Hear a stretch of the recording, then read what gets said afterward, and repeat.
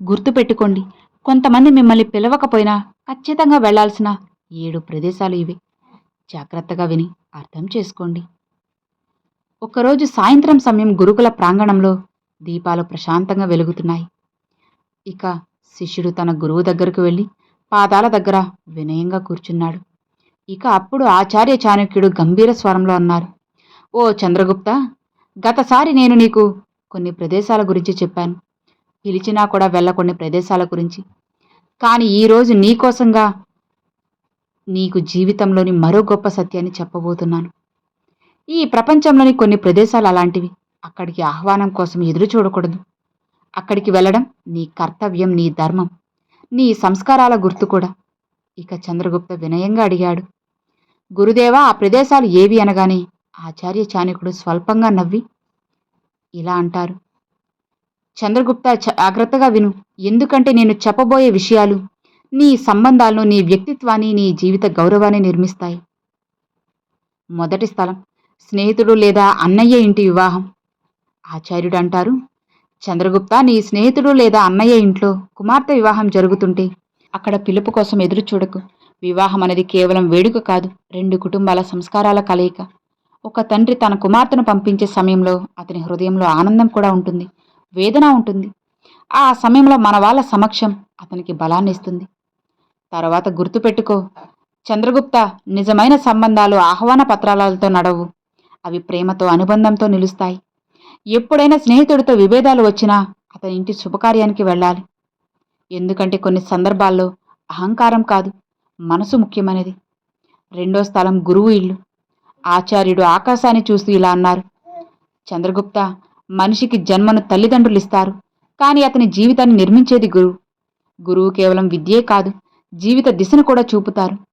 ఆయన నెమ్మదిగా అన్నారు, అందుకే గురువు ఇల్లు శిష్యుడు పిలవకపోయినా వెళ్ళవలసిన పవిత్ర స్థలం. గురువు గాబరా ఎప్పుడూ కూడా తన శిష్యుల కోసం, వాళ్ళ కోరికలు తీర్చే కోసమే ఉంటుంది. చంద్రగుప్తుడు శ్రద్ధగా వింటున్నాడు. ఆచార్యుడు చెప్తూ ఉన్నారు, శిష్యుడు తరచూ గురువుని దర్శించుకుంటే అతనికి కేవలం జ్ఞానం మాత్రమే కాదు, వినయం, క్రమశిక్షణ, వివేకం కూడా కలుగుతాయి. గురువుని గౌరవించడం నేర్చుకున్న వాడిని ప్రపంచం గౌరవించడం ప్రారంభిస్తుంది. మూడో స్థలం, సత్సంగం జరిగే స్థలం. చాణక్యుడు ఇలా అన్నారు, చంద్రగుప్త, ఎక్కడ భగవంతుని నామస్మరణ జరుగుతుందో, ఎక్కడ భజనలు, కథలు, సత్సంగాలు జరుగుతాయో అక్కడికి పిలవకపోయినా ఖచ్చితంగా నువ్వు వెళ్ళాలి.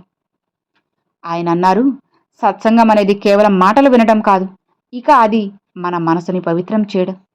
నాలుగో స్థలం, తల్లిదండ్రుల ఇల్లు. ఆచార్యుని స్వరం అనేది భావోద్వేగంగా మారింది. చంద్రగుప్త, ఈ ప్రపంచంలో నిన్ను నిస్వార్థంగా ప్రేమించేవారు నీ తల్లిదండ్రులే. వారి ఇల్లు కేవలం ఒక గృహం కాదు, అది నీ మూలం. ఇక ఆయన కొనసాగించారు, విజయం వచ్చిన తర్వాత తల్లిదండ్రుల్ని దూరం చేసుకునేవాడు లోపల నుంచి ఖాళీగా మారుతాడు. అందుకే జీవితం ఎంత బిజీగా ఉన్నా సరే తల్లిదండ్రులను తరచూ కలవాలి. వారి ఆశీర్వాదం విధినే మార్చగల శక్తి. ఐదో స్థలం, అత్తమామల ఇల్లు. ఆచార్యుడు అన్నారు, చంద్రగుప్త, వివాహం అనేది ఇద్దరి బంధం మాత్రమే కాదు, 2 కుటుంబాల కలయిక. అందుకే భార్య తల్లిదండ్రులను గౌరవించడం కూడా అత్యంత అవసరం. ఆయన వివరించారు, నువ్వు పిలవకపోయినా అత్తమామల ఇంటికి వెళ్ళి వారికి ప్రేమ, గౌరవం ఇస్తే సంబంధాలు బలపడతాయి. గౌరవం కన్నా గొప్ప బహుమతి మరొకటి లేదు.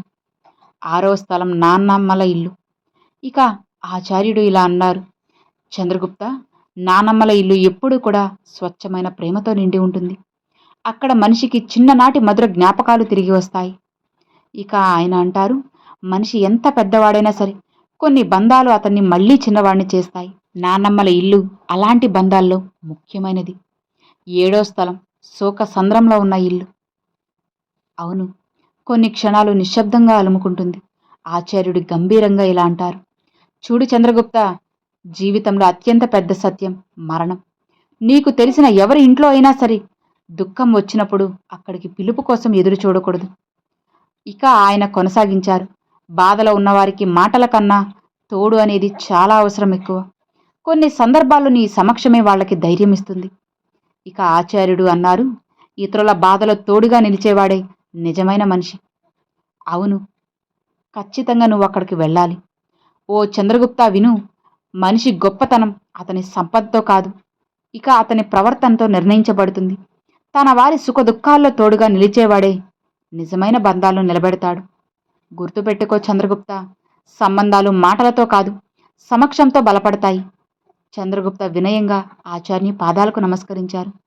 గురుకులంలో దీపం ప్రశాంతంగా వెలుగుతుంది. కానీ చంద్రగుప్త హృదయంలో జ్ఞానదీపం అనేది వెలిగింది. సో విన్నారు కదండి, ఇది కూడా మీకు నచ్చింది, అలానే అర్థమైంది. దీని నుంచి మీరు కొన్ని విషయాలు నేర్చుకున్నారనుకుంటున్నాను. ఈ వీడియో నచ్చితే లైక్ చేయండి, మీ ఫ్రెండ్స్ అండ్ ఫ్యామిలీస్కి షేర్ చేయండి. ఫస్ట్గా మన ఛానల్ చూసే వాళ్ళు సబ్స్క్రైబ్ చేసి సపోర్ట్ చేయండి ఫ్రెండ్స్. Thanks for watching.